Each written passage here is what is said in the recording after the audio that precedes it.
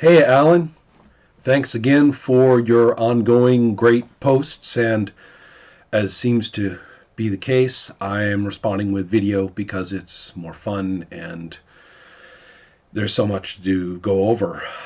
First, it's neat to see the echoes of our legacy game in yours, as well as maybe a nod or similarity with the Defiance game in our apparent mutual distrust of such things as Amazon. Well, anyway, that's all great. That's just shared aesthetics, and I like to see it. Let's talk a little bit about the points you made. First of all, I completely agree about the three-cornered character creation in terms of the benefit to the GM as well as the player. Once you're looking at that material, there's just so much to be done. You don't have to go digging into your own bushel basket of story and planning and characters and events and relationships and things. There's so much there. You don't have to scrape anything to figure out what to do. Um, and how that ties directly into play when you say, well, what am I going to do? The first 2 seconds of play, it's so easy to just grab some of the supporting cast off the sheets and put their priorities into action. Going right into it is so clear. Now you're right that the mechanics of how to do that should be steps. You referenced Dogs in the Vineyard. It's a little trickier with champions because unlike dogs, it's where it's fixed. Okay, you arrive in town. What's going on? Your job is to look around and interact with people and decide what is happening in this town. Here it's a little bit different in the organic qualities of where the heroes are and up to what relative to whatever proactivity on your character's parts they're going to encounter. So the steps are a little bit more conditional. First is steps of what's going on with the heroes. Second is your prep about what's going on with other characters that the heroes don't know about. Is there a way for them to find out before shit hits the fan or not? All that sort of thing is steps, but they're very conditional steps. And so writing it out is something I'm still working on. But yes, they are rules. That brings up an interesting point about that rules thing. Even if you say these are rules in the text, follow these steps in the text. This is what you do. How to set up a situation, how to set up play, etc. All of that you can put it in big blinking letters, and people will say, "Oh, I know that. That's all that stuff that I read once in that rule book long ago." And I know that. And all I can do is just keep putting it in there, and with any luck, make it stick. Let's keep talking about that business of playing the characters through the course of interacting with their supporting cast and with a lot of proactivity on the player's part about, well, then I'm going to go and get a coffee or whatever. You were talking about roles. That you're not seeing very many, you're not seeing roles in that, and that's fine. I mean, certainly there won't be as many roles as in a combat situation, but it is good to keep an eye out for when attribute roles, the intelligence and the uh, ego and stuff like that, can actually come into play, especially in regard to ordinary things to see and do. This seems a little weird. Why would I? Aren't you supposed to just roll in crisis? And the answer is, well, maybe so, but this is a rich world that the characters are in, and there's a lot of things to spot or notice or do or think about. And it's kind of nice to see the characters miss things. The player knows the character missed something, so it's basically like it's behind their back in the panel. You can describe it that way. You can say, behind the panel where you don't see it, there's that thing, so and so, somebody streaks across the sky, and you don't notice, nobody notices, but we read in the comic, we notice. That kind of thing can go a long way. You can also do a little bit or think a little bit about everyday use of powers, which is very, very common in the superhero comics. You see them using their powers to do something casual. Just every so often, you have that happen, and the use of powers to do that is very, very common in superhero comics and really enjoyable.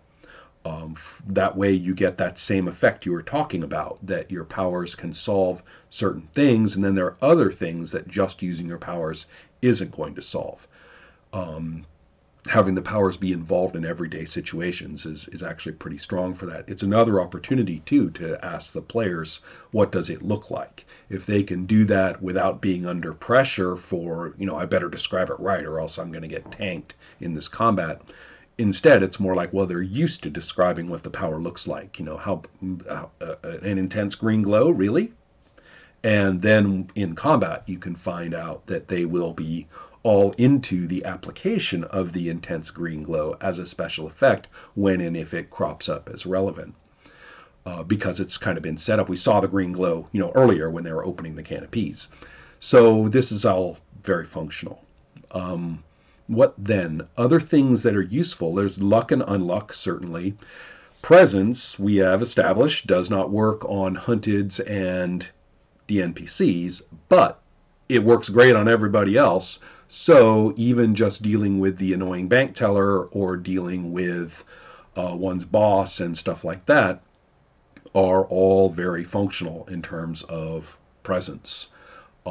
Especially because we're not talking about people, cowering and running and bolting away and, freaking out or, huddling and sobbing or nothing like that. We're just talking about whether this person gives you a hard time or not today. And using presence as a mechanic for that is quite useful and again has a familiarizing effect on looking at the modifiers for presence, of which there are many, and things like that, so that people have kind of a good grip on the mechanic before we're in a really tense situation. And it's also great because it shapes emotional and social context for actions in a fashion that isn't you, the GM, just kind of scripting it and dragging people through it. So that's all pretty cool.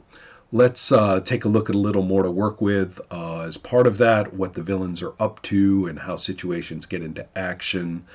Your villains are awesome. I love them already, and it's clear the only way that happens is when I am picking up on your enthusiasm for them.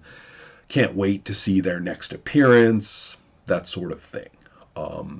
When you say, all right, Steelwing has opinions now about what happened, and you're on it, you're ready. Might be fun to see what she's like out of costume and talking to them or one of the characters from custody or something like that. What are they like? What is she like? It should be pretty easy to jump into at this point. As far as action is concerned, well, so much to talk about with what you posted, but I'll pick a couple of things. One is that, yes, it's wonderful to see the full segments of a turn repeat several times, and you're going through it, and that way you really get to see the speed chart. A lot of fights in Champions, in my experience in the past, never even made it to segment 12. Or they made it into maybe the beginning of the next turn.